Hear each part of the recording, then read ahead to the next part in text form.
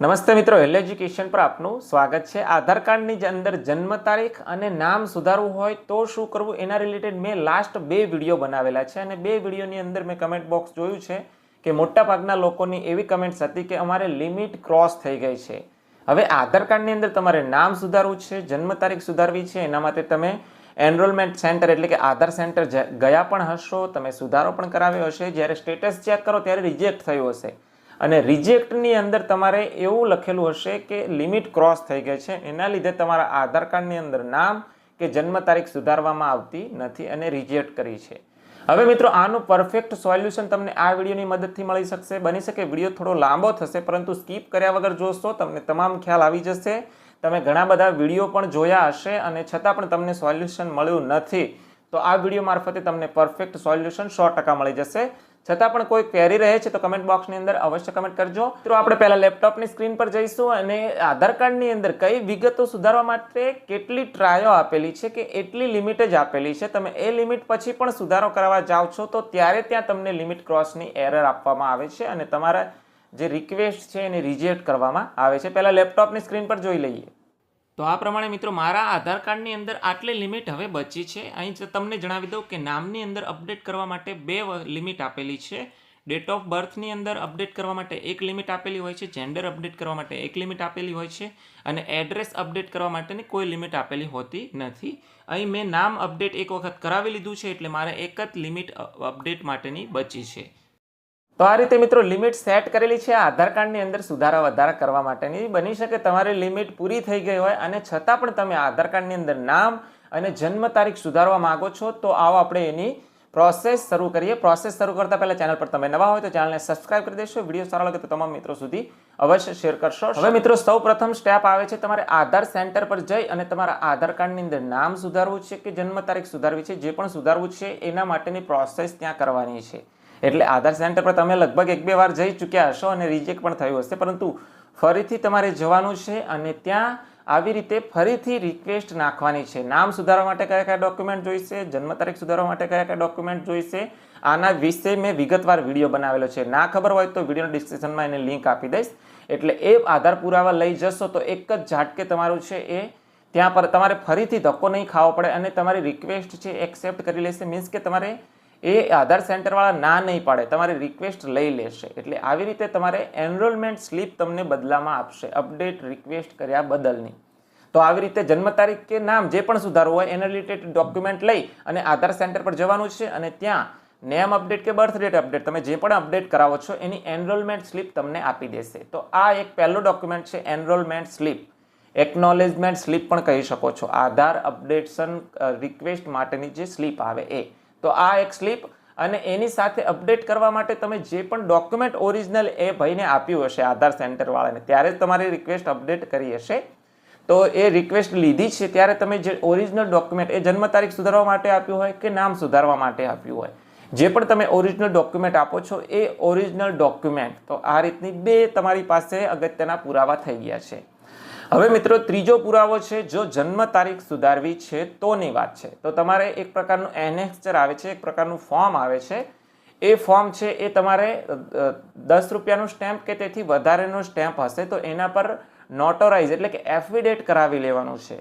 જો 18 વર્ષથી નીચેનું કોઈ પણ ઉમેદવાર હોય તો એ લોકોએ આ પ્રમાણેનું ફોર્મેટ આવે છે। આ ફોર્મેટની પીડીએફ છે તમને વિડીયો ડિસ્ક્રિપ્શનમાં આપી દઈશ અને 18 ઉપર હોય તો એમને આ પ્રમાણેનું બીજું ફોર્મેટ આવે છે। તો આ ફોર્મેટ છે તમારે 10 રૂપિયાથી કે વધુના જે સ્ટેમ્પ પેપર પર તમારે એને પ્રિન્ટ કરાવી લેવાનું છે અને પછી નોટરી એટલે કે એફિડેટ કરાવી લેવાનું છે। એટલે આ ત્રીજું ડોક્યુમેન્ટ થયું છે। આ તો થઈ જન્મ તારીખ માટે એફિડેટ કરાવવાની વાત। તમારે નામની અંદર સુધારો કરવો હોય તો સિમ્પલ રીતે જે પ્રમાણે તમે એફિડેટ કરાવો છો કે શરત ચૂકથી આવી રીતે નામ થઈ ગયેલ છે અને ખરેખર સાચું નામ આ છે ને આવી રીતનું તમે એફિડેટ બનાવી શકો છો, તો એ પ્રમાણેનું એફિડેટ નામ માટે છે। તો ટોટલ હવે 3 પુરાવા તમારી પાસે થઈ ગયા છે, એનરોલમેન્ટ સ્લીપ, એકનોલેજમેન્ટ સ્લીપ કહો એ, ત્યાર પછી જે અપડેટ કરાવવા માટે તમે આધાર સેન્ટર પર જે ઓરિજિનલ ડોક્યુમેન્ટ આપ્યું હતું એ ઓરિજિનલ ડોક્યુમેન્ટ, એ પછી નામ સુધારવા માટે હોય કે જન્મ તારીખ સુધારવા માટેનું તો એ ડોક્યુમેન્ટ, ત્યાર પછી ત્રીજું છે એફિડેટ અને ચોથું છે તમારું આધાર કાર્ડ। આ 4 જે ડોક્યુમેન્ટ છે એને સ્કેન્ડ કલરિંગ પીડીએફ બનાવી દેવાની છે। બની શકે તમારી પાસે જન્મ તારીખ હોય કે નામ હોય એના માટે વધારે ડોક્યુમેન્ટ, વધારે પુરાવા હોય તો એ પણ તમે સાથે એટેચ કરી શકો છો. તો આ રીતની મસ્ત પીડીએફ બનાવી દેવાની છે. હવે આવી રીતની પીડીએફ બની ગયા બાદ હવે તમને અહીં 3 રસ્તા બતાવું છું. એ તમને હું લેપટોપની સ્ક્રીન પર બતાવું એટલે વધારે ખ્યાલ આવશે. હવે આવી રીતની આધાર કાર્ડની ઓફિશિયલ વેબસાઇટ પર આવી જવાનું છે, myadarbeta.uidai.gov.in. આ વેબસાઇટની લિંક તમને વિડીયોના ડિસ્ક્રિપ્શનમાં સીધી આપી દઈશ. હવે સીધા નીચે સ્ક્રોલ આપવાનું છે, એટલે અહીં સૌથી નીચે સ્ક્રોલ આપશો એટલે અહીં ઓપ્શન આપેલા છે કે તમારે પહેલાં રિજિયોનલ ઓફિસે તમે જઈ શકશો. તો આ ઓફિસે તમે જે ડોક્યુમેન્ટ મેં તમને કીધા છે ડોક્યુમેન્ટ લઈને જવાનું છે ઓરિજિનલ. હવે આ ઓફિસે તમે રિક્વેસ્ટ કરશો એટલે ત્યાં પણ તમને અપડેટ કરી આપશે. અને બીજો ઓપ્શન છે ટોલ ફ્રી નંબર આપેલો છે 1947 પર. તો આની પર ફોન કરી અને તમારે એકનોલેજમેન્ટ સ્લીપ છે એ સાથે રાખવાની છે. એ સ્લીપના આંકડા અને જે પણ તમને પ્રૂફ માગે, મેં તમને પીડીએફ કહી છે એમાંથી પ્રૂફમાંથી કંઈ પણ પૂછે તો આપણે એનો જવાબ આપી દેવાનો છે આના પર ફોન કરી પછી. અને ત્રીજો ઓપ્શન છે આના પર મેઇલ કરવાનો છે. આ ત્રીજો ઓપ્શન હું તમને બતાવું છું કે મેઇલ કેવી રીતે કરવાનો છે. તો એ મેઇલ હું અહીંથી કોપી કરી લઉં છું અને ત્યાર પછી અહીં જવાનું છે. આપણે મેઇલ કેવી રીતે કરવાનો છે, અહીં ટુ એટલે કોને મેઇલ કરવાનો છે તો એના પર અહીં પેસ્ટ આપવાનું છે. એટલે આપણે આ રીતની ઓફિશિયલ ઈમેલ એડ્રેસ છે એના પર મેઇલ કરવાનો છે. સબ્જેક્ટની અંદર આ પ્રમાણે લખવાનું છે અને ત્યાર પછી નીચે મેસેજ તમે તમારી રીતે ટાઈપ કરી શકો છો. ટૂંકો પણ મેસેજ ટાઈપ કરી શકો છો અને લાંબો પણ કરી શકો છો, જે પણ તમારી સાથે બનાવ બન્યો હોય એ પ્રમાણેનું.